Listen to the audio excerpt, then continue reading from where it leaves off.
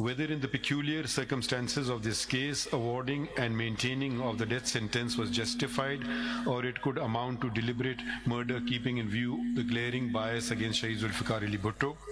And question 5 was whether on the basis of conclusions arrived at and inferences drawn from the evidence material in the case, an order for conviction and sentence against Shaheed Zulfikar Ali Bhutto could have been recorded.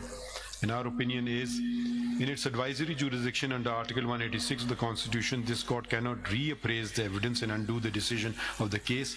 However, in our detailed reasons, we shall identify the major constitutional and legal lapses that had occurred with regard to fair trial and due process. So we did not find that the fair trial and due process requirements were met. So that's what we have really focused on. Basically, our opinion is that the late Mr. Zulfikar Ali Bhutto did not get a fair trial, and it was not in accordance with the Constitution requirement of due process.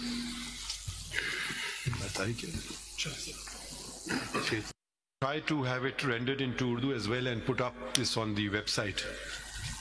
Thank you. Thank you, sir. Thank you, sir.